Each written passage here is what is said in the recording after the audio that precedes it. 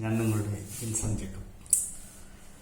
ജനസംഖ്യയിൽ മഹാഭൂരിപക്ഷം വരുന്ന ഒരു ജനവിഭാഗത്തെ ചാതുർവർണ്ണ്യം കൊണ്ട് വലിയൊരു കോട്ട കെട്ടിയിട്ട് അതിന് വെളിയിൽ നിർത്തിയിട്ട് ബ്രാഹ്മണർ, ക്ഷത്രിയർ, വൈശ്യർ, ശൂദ്രർ എന്നീ പറയുന്ന 4 വിഭാഗങ്ങൾ മാത്രമാണ് മനുഷ്യർ. ബാക്കിയുള്ളവരെല്ലാം മറ്റേതോ കാറ്റഗറിയിൽപ്പെട്ടവരാണ് എന്ന് ചിന്തിക്കുന്ന ഒരു മതമൊക്കെ ഉണ്ടാക്കിയിട്ട് നൂറ്റാണ്ടുകളായി ജനസംഖ്യയുടെ ഏതാണ്ട് 65% വരുന്ന ഒരു ജനവിഭാഗത്തെ ശൂദ്രർ എന്ന, അല്ലെങ്കിൽ ശൂദ്രരിലും താഴെയുള്ളവർ, ചണ്ടാരർ അല്ലെങ്കിൽ ആദിവാസികൾ എന്നൊക്കെയുള്ള കാറ്റഗറിയപ്പെടുത്തിക്കൊണ്ട് അവരെ ജനസാമാന്യത്തിൻ്റെ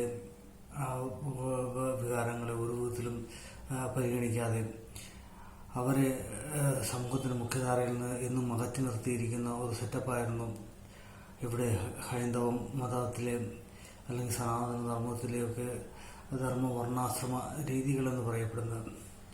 എന്നാൽ തന്നെ പോലെ തന്നെ അയൽക്കാരനെ സ്നേഹിക്കണം, ഈ ചെറിയൊരു ഒരുവന് ചെയ്തപ്പോൾ എനിക്ക് തന്നെയാണ് ചെയ്തത് എന്നൊക്കെയുള്ള സുവിശേഷങ്ങളുമായിട്ട് മിഷണറിമാർ ഇവിടെ കടന്നു വന്നു കഴിഞ്ഞ് ഇപ്പോൾ ഇവിടുത്തെ അധസ്ഥിതൻ്റെ ചങ്കിൽ കോരിയിട്ട ഒരു തീയുണ്ട്. ആ തീയെന്ന് പറഞ്ഞു കഴിഞ്ഞു കഴിഞ്ഞാൽ ഒരു പ്രാവശ്യം ഒരുവൻ്റെ മനസ്സിൽ വീണ് കഴിഞ്ഞ് കഴിഞ്ഞാൽ പിന്നെ ഒരിക്കലും അത് അവിടെ നിന്ന് കെട്ടുപോവുകയില്ല. താനും ഒരു മനുഷ്യനാണെന്നുള്ള ചിന്താഗതി അവൻ്റെ ഉള്ളിലേക്ക് കടന്നു വരുന്നത് ഇതുപോലുള്ള സുവിശേഷ പ്രവർത്തകർ പലപ്പോഴും സുവിശേഷവുമായിട്ട് അവൻ്റെ അടുത്ത് കടന്നു ചെല്ലുമ്പോഴാണ് അവനൊരു മനുഷ്യനാണെന്നുള്ള സത്വബോധം തന്നെ അവനുണ്ടാകുന്നത്.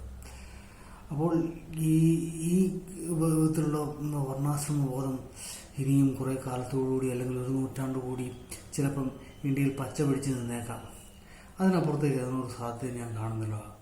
അതുകൊണ്ട് ഇവിടെ ലോകത്ത് ഏറ്റവും കൂടുതൽ സത്യം പറഞ്ഞു കഴിഞ്ഞാൽ സുവിശേഷത്തിന് സാധ്യതയുള്ള ഒരു പ്രദേശം എന്ന് പറയുന്നത് ഇന്ത്യ മഹാരാജ്യം തന്നെയാണ്. ഇവിടെ നമ്മളൊരു അധസ്ഥിതൻ്റെ അടുത്ത് സുവിശേഷം പ്രസംഗിക്കാൻ പോകുമ്പോൾ അവൻ്റെ മുന്നിൽ അവൻ്റെ കണ്ണിൽ നിന്ന് വരുന്ന കണ്ണുനീര്, അവൻ നമ്മളെ കാണുന്ന രീതി, അവൻ്റെ ആ വികാരങ്ങൾ, അവൻ നമ്മളെ നെഞ്ചോട് ചേർത്ത് പിടിക്കുന്നത്, അവൻ്റെ കണ്ണിലെ പ്രത്യാശ, അതൊന്നും ലോകത്ത് എവിടെയെങ്കിലും സുവിശേഷം പറയാൻ പോകുന്ന ഒരു സുവിശേഷ പ്രവർത്തനം കിട്ടുകയില്ല.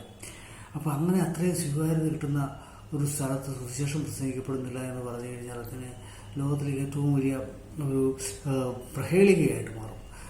അതുകൊണ്ട് നമുക്ക് ധൈര്യസമേതം പറയാം, ഇന്ത്യയിൽ ഇനിയും സുവിശേഷ പ്രസംഗകരുണ്ടാകും. സുവിശേഷം പ്രസംഗിക്കും.